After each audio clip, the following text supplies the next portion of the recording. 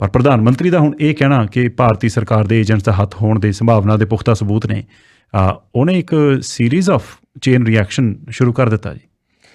ਬਿਲਕੁਲ ਵਿਜੇ, ਇਹਦੇ ਵਿੱਚ ਇਸ ਵੇਲੇ ਜੇ ਮੈਂ ਦੇਖ ਰਿਹਾ ਨਾ ਤਾਂ ਜਿਹੜਾ ਕ੍ਰਾਈਸਿਸ ਹੈ ਵਰਲਡ ਦੇ ਵਿੱਚ, ਜੀਓਪੋਲੀਟੀਕਲ ਵੀ ਤੇ ਦੂਸਰਾ ਜਿਹੜਾ ਹੈ ਇਕਨੋਮਿਕ ਕ੍ਰਾਈਸਿਸ ਹੈ, ਟਰੂ, ਇਹ ਦੋਨੇ ਸਿਰੇ ਤੇ ਹੈ। ਬਿਲਕੁਲ 1945 ਤੋਂ ਜੇ ਦੇਖੀਏ, ਉਦੋਂ ਸੈਕੰਡ ਵਰਲਡ ਵਾਰ ਵੇਲੇ ਤੋਂ, ਤਾਂ ਮੇਰਾ ਖਿਆਲ ਐਡਾ ਵੱਡਾ ਕ੍ਰਾਈਸਿਸ ਵਰਲਡ ਦੇ ਵਿੱਚ ਕਿਸੇ ਵੇਲੇ ਵੀ ਨਹੀਂ ਆਇਆ ਸੀਗਾ ਜੀ।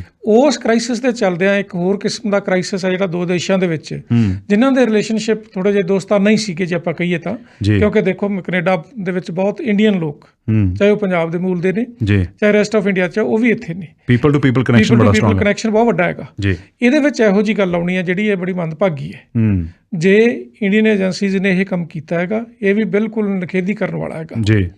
ਦੂਸਰੀ ਉਹਦੇ ਨਾਲ ਹੈਗਾ ਵੀ ਜਿਹੜੇ ਮੈਂ ਸੁਣ ਰਿਹਾ ਸੀਗਾ ਸੀਸਸ ਦੇ ਚੀਫ ਹੈ ਪੁਰਾਣੇ ਜਿਹੜੇ, ਉਹਨਾਂ ਦੀ ਗੱਲ ਆ ਰਹੀ ਸੀ, ਉਹ ਕਹਿੰਦੇ ਵੀ ਸਾਨੂੰ ਸਾਡੀਆਂ ਇੰਟੈਲੀਜੈਂਸ ਏਜੰਸੀਜ਼ ਨੂੰ ਆਪਣਾ ਬਾਰ ਅਪ ਕਰਨਾ ਪੈਣਾ, ਬਹੁਤ ਪੁਖਤਾ ਇਹਦੇ ਬਾਰੇ ਗੱਲ ਕਰਨੀ ਪੈਣੀ ਜੇ ਕਿਹਾ ਤਾਂ ਸੀ ਜੀ।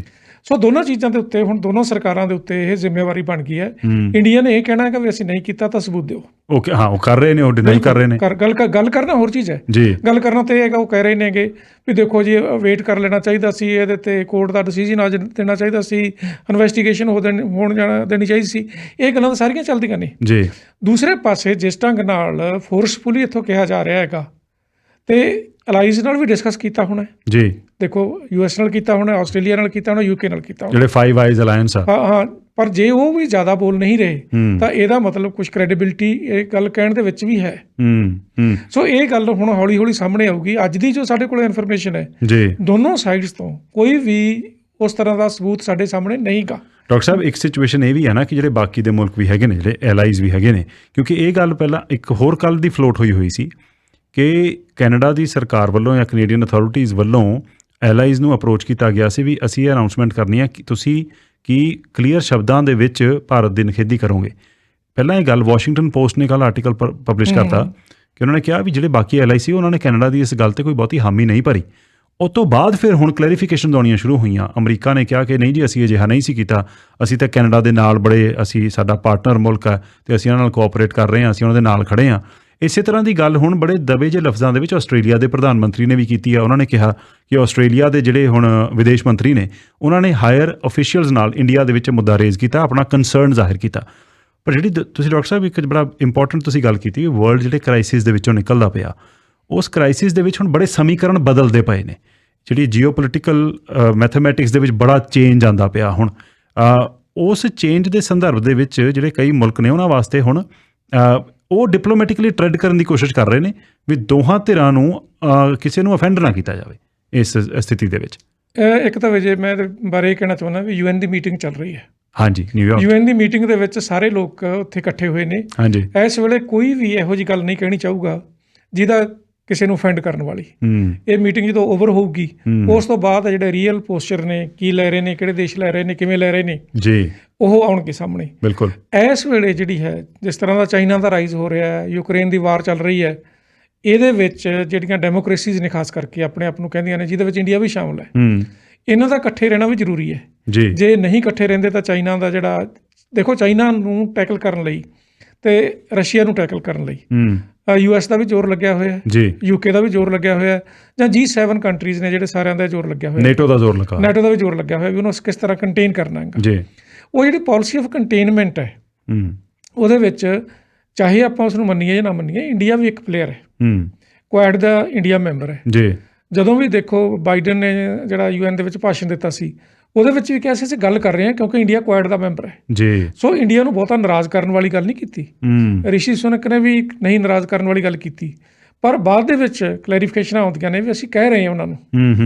ਹੁਣ ਗੱਲ ਇਹ ਹੈ ਕਿ ਵੀ ਦੋਨੋਂ ਧਿਰਾਂ ਜਿੰਨਾ ਚਿਰ ਪੂਰਾ ਉਹਨਾਂ ਕੋਲ ਆਪਣੀ ਇੰਟੈਲੀਜੈਂਸ ਦੀਆਂ ਰਿਪੋਰਟਸ ਆ ਜਿਹੜੀਆਂ ਉਹ ਨਹੀਂ ਰੱਖਦੀਆਂ ਗਈਆਂ, ਜੇ ਰੱਖੀਆਂ ਤਾਂ ਓਪਨ ਨਹੀਂ ਹੁੰਦੀਆਂ ਗਈਆਂ। ਮੇਰਾ ਖਿਆਲ ਹੁਣ ਪ੍ਰੈਸ਼ਰ ਹੈ ਜਿਹੜਾ ਕੈਨੇਡੀਅਨ ਗੌਰਮੈਂਟ 'ਤੇ ਪਊਗਾ ਕਿ ਤੁਸੀਂ ਜਿਹੜਾ ਆਪਣਾ ਪੂਰੀ ਜਿਹੜੀ ਹੈਗੀ ਆਪਣੀ ਤੁਹਾਡੇ ਕੋਲ ਸਬੂਤ ਨੇ ਉਹ ਕੀਤੇ ਜਾਣ। ਦੇਖੋ ਕੰਜ਼ਰਵੇਟਿਵ ਲੀਡਰ ਨੇ ਵੀ ਕਿਹਾ ਤੁਸੀਂ ਆਪਣੇ ਸਬੂਤ ਹੈ ਜਿਹੜੇ ਸਾਡੇ ਨਾਲ ਸਾਂਝੇ ਕਰੋ।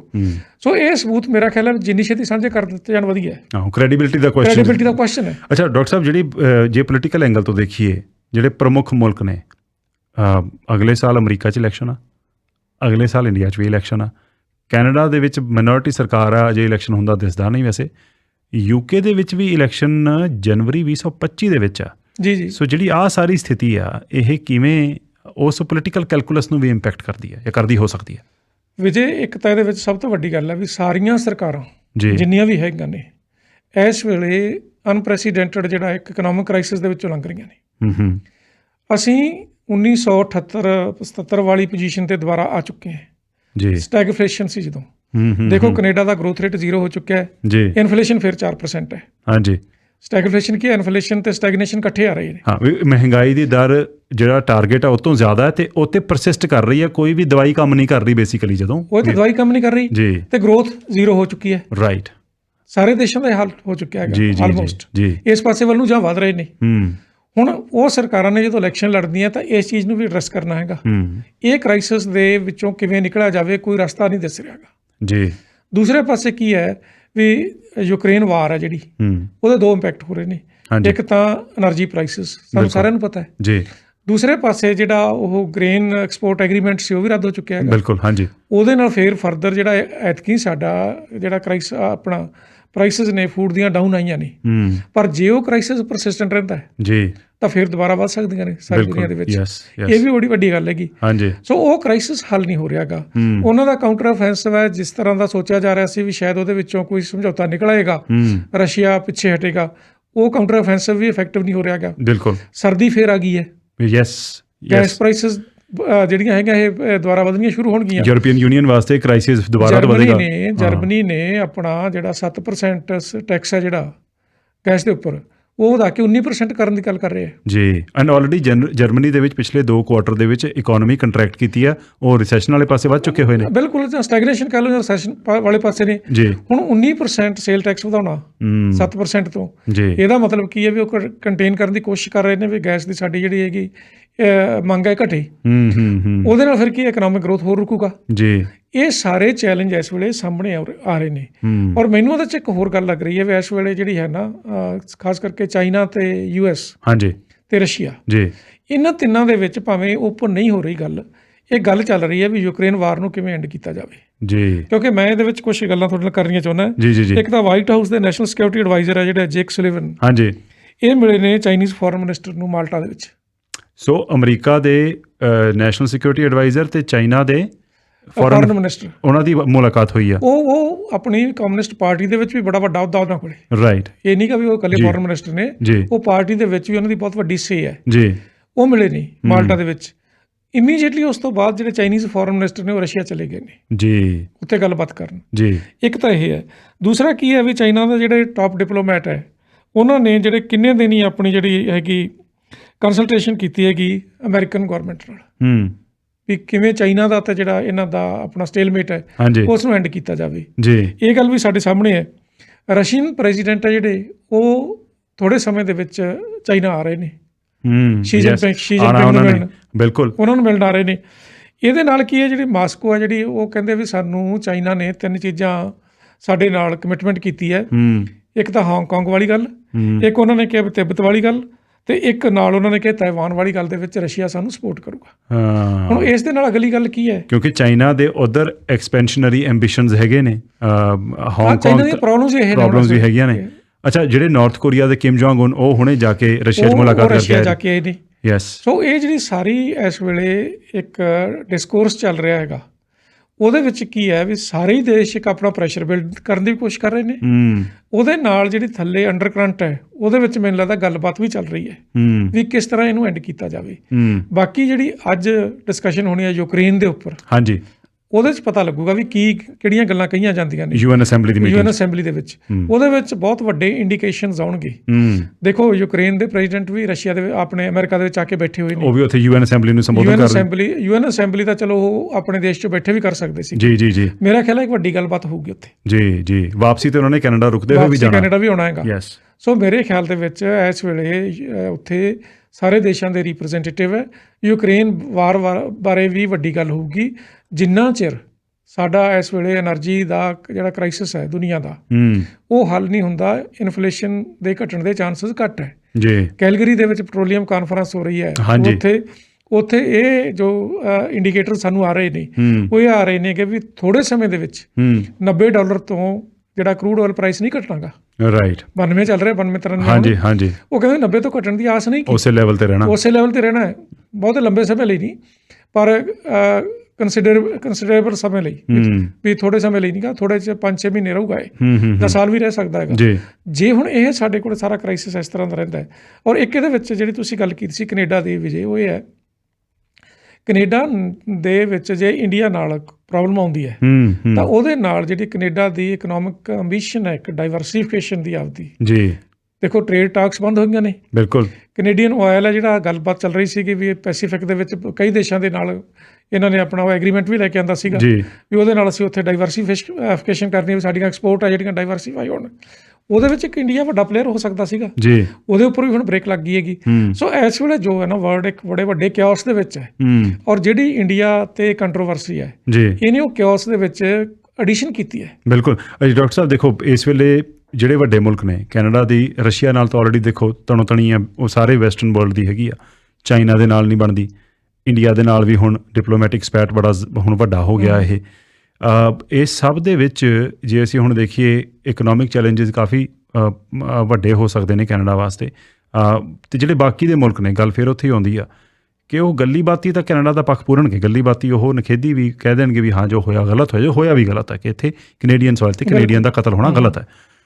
ਪਰ ਵਿਹਾਰਕ ਤੌਰ 'ਤੇ ਭਾਰਤ ਦੇ ਉੱਪਰ ਉਹ ਕਿੰਨਾ ਕੁ ਸਖਤ ਸਟੈਂਸ ਰੱਖ ਸਕਣਗੇ, ਇਹ ਮੁਸ਼ਕਲ ਅਮਰੀਕਾ ਵਾਸਤੇ ਬਾਈਂਡ ਬਣ ਗਈ ਇੱਕ, ਕਿਉਂਕਿ ਹੁਣੇ G20 ਸਮਿਟ ਦੇ ਵਿੱਚ ਅਮਰੀਕਾ ਦੀ ਰਹਿਨੁਮਾਈ ਦੇ ਵਿੱਚ ਇੱਕ ਉਹ ਨਵਾਂ ਪ੍ਰੋਜੈਕਟ ਸਾਈਨ ਅਪ ਹੋਇਆ ਨਾ ਜੀ, ਕਿ ਭਾਰਤ ਤੋਂ ਸੀ ਰਾਊਟ ਲੈ ਕੇ ਜਾਏਗਾ ਸਾਊਦੀ ਅਰੇਬੀਆ, ਅਤੇ ਉੱਧਰੋਂ ਅੱਗੇ ਰੋਡ ਲਿੰਕ ਬਣੇਗਾ ਯੂਰਪ ਵੱਲ ਜਾਣ ਵਾਸਤੇ, ਤਾਂ ਕਿ ਚਾਈਨਾ ਦੇ ਬੈਲਟ ਐਂਡ ਰੋਡ ਇਨੀਸ਼ੀਏਟਿਵ ਨੂੰ ਕਾਊਂਟਰ ਕੀਤਾ ਜਾ ਸਕੇ।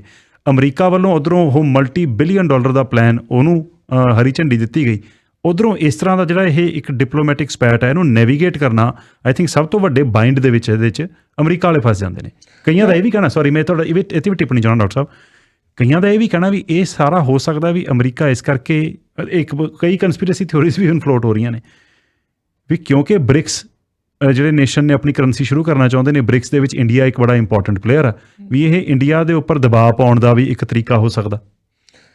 ਦੇਖੋ ਵੀ ਇਹ ਗੱਲ ਇਹ ਹੈਗੀ ਵੀ ਇਸ ਵੇਲੇ ਜਿਹੜਾ ਕ੍ਰਾਈਸਿਸ ਹੈਗਾ ਜੀ, ਉਹਦੇ ਵਿੱਚ ਮੈਨੂੰ ਇਹ ਲੱਗਦਾ ਹੈਗਾ ਵੀ ਕੋਈ ਵੀ ਕੰਟਰੀ, ਖਾਸ ਕਰਕੇ ਅਮਰੀਕਾ, ਆਸਟ੍ਰੇਲੀਆ, ਜਾਪਾਨ, ਇਹਨੂੰ ਐਸਕੇਲੇਟ ਨਹੀਂ ਕਰਨਾ ਚਾਹੁੰਗੇ ਇੰਡੀਆ ਨਾਲ ਜਿਹੜਾ ਪੈਟ ਹੈ ਜੀ, ਸਪੈਟ ਜਿਹੜਾ ਇਸਨੂੰ ਐਸਕੇਲੇਟ ਨਹੀਂ ਕਰਨਾ ਚਾਹੁੰਗੇ ਜੀ।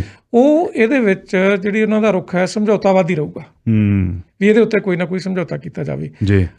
ਜਿਹੜਾ ਓਪਨ ਹੈਗਾ ਪਬਲਿਕ ਡੋਮੇਨ ਦੇ ਵਿੱਚ ਜਿਹੜਾ ਪੋਸਚਰ ਲੈਣਾ ਉਹ ਵੱਖਰੀ ਗੱਲ ਹੁੰਦੀ ਹੈ, ਕਿਉਂਕਿ ਆਪਣੀ ਕੰਸਟੀਚਿਊਸ਼ਨ ਨੂੰ ਵੀ ਐਡਰੈਸ ਕਰਨਾ ਉਹਨਾਂ ਨੇ, ਵੀ ਸਾਡਾ ਕਲੋਜ਼ ਅਲਾਈ ਹੈ ਕੈਨੇਡਾ ਤੇ ਅਸੀਂ ਇਸ ਨੂੰ ਛੱਡ ਨਹੀਂ ਸਕਦੇਗੇ। ਪਰ ਮੈਨੂੰ ਇਹ ਲੱਗਦਾ ਵੀ ਅੰਦਰ ਖਾਤੇ ਕੀ ਹੋਣਾ ਹੈਗਾ ਵੀ ਇਸ ਵੇਲੇ ਪੋਜੀਸ਼ਨ ਦੇ ਵਿੱਚ ਨਹੀਂ US ਵੀ, ਕਿਉਂਕਿ ਯੂਕਰੇਨ ਵਾਰ ਦੇ ਰਿਜ਼ਲਟ ਵੀ ਕੋਈ ਬਹੁਤੇ ਵਧੀਆ ਨਹੀਂ ਆ ਰਹੇ ਜੀ। ਐਨਰਜੀ ਕ੍ਰਾਈਸਿਸ ਵੀ ਹੈ, ਇਲੈਕਸ਼ਨ ਵੀ ਹੈ, ਦੂਸਰੇ ਪਾਸੇ ਰੇਟਿੰਗ ਵੀ ਬਹੁਤ ਘੱਟ ਹੈ ਪ੍ਰੈਜ਼ੀਡੈਂਟ ਦੀ ਜੀ। ਸੋ ਇਹ ਸਾਰੀਆਂ ਚੀਜ਼ਾਂ ਨੂੰ ਦੇਖੀਏ ਤਾਂ ਮੇਰਾ ਖਿਆਲ ਹੈ ਇਸ ਨੂੰ ਐਸਕੇਲੇਟ ਨਹੀਂ ਕਰਨਾ ਚਾਹੁੰਗੇ। ਆਸਟ੍ਰੇਲੀਆ ਨੇ ਵੀ ਮਲਮੀ ਜੀਵ ਦੇ ਵਿੱਚ ਹੀ ਕਿਹਾ ਹੈਗਾ, ਕੋਈ ਬਹੁਤੀ ਵੱਡੀ ਗੱਲ ਨਹੀਂ ਕਹੀਗੀ। ਜਾਪਾਨ ਬਿਲਕੁਲ ਚੁੱਪ ਬੈਠਾ ਹੈ, ਰਿਸ਼ੀ ਸੁਨਾਕ ਨੇ ਵੀ ਕੋਈ ਬਹੁਤੀ ਵੱਡੀ ਗੱਲ ਨਹੀਂ ਕਹੀਗੀ। ਸੋ ਮੈਨੂੰ ਇਹ ਲੱਗਦਾ ਹੈਗਾ ਵੀ ਇਸ ਵੇਲੇ ਜਿਹੜੀ ਇੰਡੀਆ ਦੀ ਉਹਨਾਂ ਨੂੰ ਲੋੜ ਹੈ, ਉਹਦੇ ਵਿੱਚ ਜਿਹੜੇ ਮੋਦੀ ਗਵਰਨਮੈਂਟ ਹੈ ਇਹਨਾਂ ਨੂੰ ਵੀ ਪਤਾ ਇਸ ਗੱਲ ਦਾ, ਵੀ ਇਹਨਾਂ ਨੂੰ ਨਹੀਂ ਪਤਾਗਾ। ਪਤਾ ਹੋਣ ਦੇ ਬਾਵਜੂਦ ਵੀ ਉਹ ਜਿਹੜੀ ਇਸ ਗੱਲ ਨੂੰ ਯੂਜ਼ ਵੀ ਬਹੁਤ ਪੂਰੀ ਤਰ੍ਹਾਂ ਕਰ ਰਹੇ ਨੇ ਆਪਣੇ ਇਲੈਕਸ਼ਨ ਦੀ ਫੇਵਰ ਲਈ ਜੀ। ਸੋ ਇਹ ਜਿਹੜੀਆਂ ਸਾਰੀਆਂ ਗੱਲਾਂ ਇਹ ਚੱਲਦੀਆਂ ਰਹਿਣੀਆਂ ਹੈਗੀਆਂ। ਤੁਸੀਂ ਇੱਕ ਅਗਲਾ ਸਵਾਲ ਸੀ ਕੀ ਤੁਹਾਡਾ? ਨਹੀਂ, ਮੇਰਾ ਉਹੀ ਸੀ ਵੀ ਜਿਹੜਾ ਬ੍ਰਿਕਸ ਵਾਲੀ ਗੱਲ ਹੈਗੀ ਆ, ਵੀ ਕਿਤੇ ਇਹ ਵੀ ਕੰਸਪੀਰੇਸੀ ਥਿਓਰੀ ਚੱਲਦੀ ਆ ਵੀ ਇੰਡੀਆ ਕਿਉਂਕਿ ਬ੍ਰਿਕਸ ਦੇ ਵਿੱਚ ਇੱਕ ਮੇਜਰ ਪਲੇਅਰ ਆ, ਅਤੇ ਜੇ ਬ੍ਰਿਕਸ ਆਪਣੀ ਕਰੰਸੀ ਲਾਂਚ ਕਰ ਦਿੰਦਾ ਤਾਂ ਉਹਨੇ US ਡਾਲਰ ਦੀ ਡੋਮੀਨੈਂਸ ਨੂੰ ਚੈਲੰਜ ਕਰਨਾ, ਅਤੇ ਕਿਤੇ ਇੰਡੀਆ ਦੇ ਐਂਬੀਸ਼ਨ ਨੂੰ ਠੱਲ ਪਾਉਣ ਦੇ ਵਾਸਤੇ ਇੱਕ ਇਹ ਵੀ ਸਟ੍ਰੈਟਜੀ ਹੋ ਸਕਦੀ ਹੈ ਵੀ ਫਿਰ ਉਹ ਇੱਕ ਅਜਿਹਾ ਪਹਿਲੂ ਹੈ ਜਿਹੜਾ ਕਿ ਸਟੈਂਸ ਬਦਲ ਵੀ ਸਕਦਾ। ਦੇਖੋ ਵਿਜੇ, ਗੱਲ ਇਹ ਹੈ ਕਿ ਬ੍ਰਿਕਸ ਦੀ ਤੁਸੀਂ ਗੱਲ ਕੀਤੀ ਬੜੀ ਵਧੀਆ ਹੈ।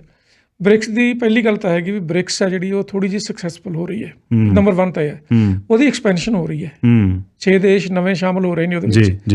ਇਹ ਬਹੁਤ ਵੱਡਾ ਚੈਲੰਜ ਹੈਗਾ ਇੱਕ ਜੀ। ਡਾਲਰ ਦੀ ਜਿਹੜੀ ਮਾਨਤਾ ਹੈਗੀ ਵਰਲਡ ਦੇ ਵਿੱਚ, ਇਸ ਨੂੰ ਢਾਹ ਲਾ ਸਕਦਾ ਜੇ ਉਹ ਆਪਣੀ ਕਰੰਸੀ ਕੋਈ ਨਾ ਕੋਈ ਨਵੀਂ ਲੈ ਕੇ ਆਉਂਦੇ ਆ। ਪਰ ਮੈਨੂੰ ਲੱਗਦਾ ਵੀ ਜਿਹੜਾ ਕੈਨੇਡਾ ਦਾ ਤੇ ਇਹਨਾਂ ਦਾ ਆਪਸ ਦੇ ਵਿੱਚ ਇੱਕ ਝਗੜਾ ਹੈਗਾ, ਉਹ ਕੋਈ ਇਸ ਤਰ੍ਹਾਂ ਦਾ ਜਿਹੜਾ ਵਰਲਡ ਲੈਵਲ ਦੇ ਉੱਪਰ ਇੰਪੈਕਟ ਪਾਉਣ ਵਾਲਾ ਨਹੀਂ ਹੈ। ਇਹ ਬਹੁਤ ਛੋਟੀ ਗੱਲ ਹੈ ਜੀ। ਦੇਖੋ ਵਰਲਡ ਦੇ ਉੱਪਰ ਇੰਪੈਕਟ ਤਾਂ ਯੂਕਰੇਨ ਤੇ ਰਸ਼ੀਆ ਵਾਰ ਆ ਜਿਹੜੀ ਉਹਨੇ ਪਾਇਆ, 1.5 ਸਾਲ ਚੱਲਦੀ ਨੂੰ ਹੋ ਗਈ, ਉਹਨਾਂ ਉਸ ਕਿਸਮ ਦਾ ਇੰਪੈਕਟ ਉਹਦਾ ਵੀ ਨਹੀਂ ਪਿਆਗਾ ਜਿੰਨਾ ਦੇਖੀ ਆਪਾਂ। ਜੀ ਦੇਖੋ ਲੱਗ ਰਿਹਾ ਸੀ ਵੀ ਯੂਰਪੀਅਨ ਯੂਨੀਅਨ ਹੈਗੀ ਜਿਹੜੀ ਸ਼ਾਇਦ ਰਿਵੋਲਟ ਹੀ ਕਰਦੇ ਯੂਐਸ ਦੇ ਅਗੇਂਸਟ, ਬਿਲਕੁਲ ਉਹ ਵੀ ਨਹੀਂ ਹੋਇਆ, ਨਹੀਂ ਹੋਇਆ। ਸਾਰੇ ਦੇਸ਼ ਉਹਦੇ ਨਾਲ ਰਹੇ ਨੇ ਜੀ। ਭਾਵੇਂ ਉਹਨਾਂ ਦੀ ਇਕਨੋਮੀ ਨੂੰ ਬਹੁਤ ਵੱਡੀ ਢਾਲ ਲੱਗੀ ਹੈਗੀ, ਇਹ ਕਿਹਾ ਜਾ ਰਿਹਾ ਸੀਗਾ ਵੀ ਸ਼ਾਇਦ ਨੈਟੋ ਵੀ ਟੁੱਟ ਜੇ, ਉਹ ਵੀ ਕੁਝ ਨਹੀਂ ਹੋਇਆਗਾ। ਜੀ। ਸੋ ਮੈਨੂੰ ਲੱਗਦਾ ਕਿ ਵੀ ਇਹ ਛੋਟੇ-ਮੋਟੇ ਜਿਹੜੇ ਝਗੜੇ ਹੈਗੇ ਇਸ ਕਿਸਮ ਦੇ, ਭਾਵੇਂ ਸਾਡੀ ਕਮਿਊਨਿਟੀ ਦੇ ਵਿੱਚ ਇੱਥੇ ਆ ਕੇ ਅਸੀਂ ਬੈਠੇ ਹੈਗੇ, ਸਾਡੇ ਇੱਕ ਇੱਥੋਂ ਦੇ ਫੈਲੋ ਸਿਟੀਜ਼ਨ ਦੀ ਜਾਨ ਗਈ ਹੈ, ਸਾਡੇ ਲਈ ਤਾਂ ਬੜੇ ਦੁੱਖ ਦੀ ਗੱਲ ਹੈਗੀ ਸਾਨੂੰ ਲੱਗਦਾ। ਪਰ ਦੇਸ਼ਾਂ ਦੀ ਸੋਚਣੀ ਹੈ ਜਿਹੜੀ, ਮੈਨੂੰ ਲੱਗਦਾ ਹੈ ਕਿ ਉਹ ਵੱਖਰੀ ਹੈ। ਦੇਖੋ ਜੌਲ ਮੁੰਡਾ ਕਿੰਨੇ ਚਿਰ ਦਾ ਅਰੈਸਟ ਕੀਤਾ ਹੋਇਆ, ਜੱਗੀ ਜੌਲ, ਉਹਨੂੰ ਰਿਸ਼ੀ ਸੁਨਾਕ ਨੇ ਗੱਲ ਤਾਂ ਸ਼ੁਰੂ ਕੀਤੀ ਪਰ ਕੋਈ ਸਟੈਂਡ ਨਹੀਂ ਲਿਆ, ਹਾਲਾਂਕਿ ਉਹ ਸਿਟੀਜ਼ਨ ਹੈ। ਜਦਕਿ ਉੱਥੋਂ ਦੇ ਕਿੰਨੇ ਐਮਪੀਜ਼ ਨੇ ਚਿੱਠੀਆਂ ਵੀ ਲਿਖ ਕੇ ਦਿੱਤੀਆਂ, ਮੇਰੇ ਖਿਆਲ 90 ਐਮਪੀ ਨੇ ਚਿੱਠੀਆਂ ਲਿਖ ਕੇ ਦਿੱਤੀਆਂ, ਬਹੁਤ ਵੱਡਾ ਨੰਬਰ ਸੀਗਾ, ਪਰ ਫਿਰ ਵੀ ਕੋਈ ਗਵਰਨਮੈਂਟ ਸਟੈਂਡ ਨਹੀਂ ਲੈ ਰਹੀ। ਸੋ ਮੈਨੂੰ ਇਹ ਲੱਗਦਾ ਹੈ ਕਿ ਜਿਹੜੀਆਂ ਗਵਰਨਮੈਂਟਸ ਨੇ ਉਹ ਕਿਸੇ ਇੱਕ ਦੇਸ਼ ਨੂੰ ਉਸ ਤਰ੍ਹਾਂ ਨਾਰਾਜ਼ ਕਰਨ ਦੀ ਬਜਾਏ ਜਿਹੜਾ ਮਿਡਲ ਪਾਥ ਹੈ ਉਸ ਨੂੰ ਚੂਜ਼ ਕਰਨ ਦੀ ਗੱਲ ਕਰਨਗੀਆਂ। ਭਾਰਤ ਦੀ ਸਰਕਾਰ ਵਾਸਤੇ ਇਹ ਸਾਰੇ ਘਟਨਾਕ੍ਰਮ ਦੇ ਵਿੱਚ ਇੱਕ ਜੇ ਰਿਸਕ ਫੈਕਟਰ ਹੋ ਸਕਦਾ ਉਹ ਇਹੀ ਹੈ। ਫਿਰ ਉੱਥੇ ਹੀ ਗੱਲ ਆਉਂਦੀ ਡਾਕਟਰ ਸਾਹਿਬ, ਜਿੱਥੋਂ ਤੁਸੀਂ ਗੱਲ ਸ਼ੁਰੂ ਕੀਤੀ ਸੀ ਕਿ ਕੈਨੇਡਾ ਦੇ ਕੋਲੋਂ ਕਿਹੜਾ ਸਬੂਤ ਹੈ ਜਿਹਦੇ ਆਧਾਰ 'ਤੇ ਇਹ ਐਲੀਗੇਸ਼ਨ ਲਗਾਈ ਗਈ। ਜੇ ਉਹ ਸਬੂਤ ਸੱਚਮੁੱਚ ਇੰਨਾ ਪੁਖਤਾ ਅਤੇ ਇੰਨਾ ਜ਼ਬਰਦਸਤ ਹੋਇਆ ਅਤੇ ਉਹਦੇ ਨਾਲ ਸਿੱਧੇ ਉਹ ਪੁਆਇੰਟਸ ਜੇ ਕੜੀਆਂ ਜੁੜ ਜਾਂਦੀਆਂ ਨੇ, ਆਈ ਥਿੰਕ ਸਭ ਤੋਂ ਵੱਡਾ ਰਿਸਕ ਫੈਕਟਰ ਭਾਰਤ ਵਾਸਤੇ ਉਹੀ ਹੋਏਗਾ ਕਿ ਜਿਹੜੇ ਹਜੇ ਦਬਵੀਂ ਭਾਸ਼ਾ ਦੇ ਵਿੱਚ ਵੀ ਗੱਲ ਕਰ ਰਹੇ ਨੇ ਜਾਂ ਨਖੇਦੀ ਕਰ ਰਹੇ ਨੇ, ਫਿਰ ਉਹਨਾਂ ਮੁਲਕਾਂ ਵਾਸਤੇ ਫਿਰ ਉਹ ਫਿਰ ਖੁੱਲ੍ਹ ਕੇ ਵਿਰੋਧ ਕਰਨਗੇ। ਫਿਰ ਨਹੀਂ ਵਿਜੇ, ਜੇ ਤਾਂ ਪੁਖਤਾ ਸਬੂਤ ਆ ਜਾਂਦਾ ਜੀ, ਫਿਰ ਉਹਨਾਂ ਕੋਲੇ ਕੋਈ ਐਸਕੇਪ ਰੂਟ ਨਹੀਂਗਾ। ਬਿਲਕੁਲ, ਉਹਨਾਂ ਨੂੰ ਕਹਿਣਾ ਪੈਣਾ ਵੀ ਇਹ ਬਿਲਕੁਲ ਗਲਤ ਹੈ। ਯੈਸ। ਹੁਣ ਉਹਦੇ ਵਿੱਚ ਜਿਹੜੀਆਂ ਇੰਡੀਆ ਦੇ ਪਾਸੇ ਵੀ ਦੇਖੀਏ ਤਾਂ ਦੋ ਗੱਲਾਂ ਹੋ ਰਹੀਆਂ ਨੇ।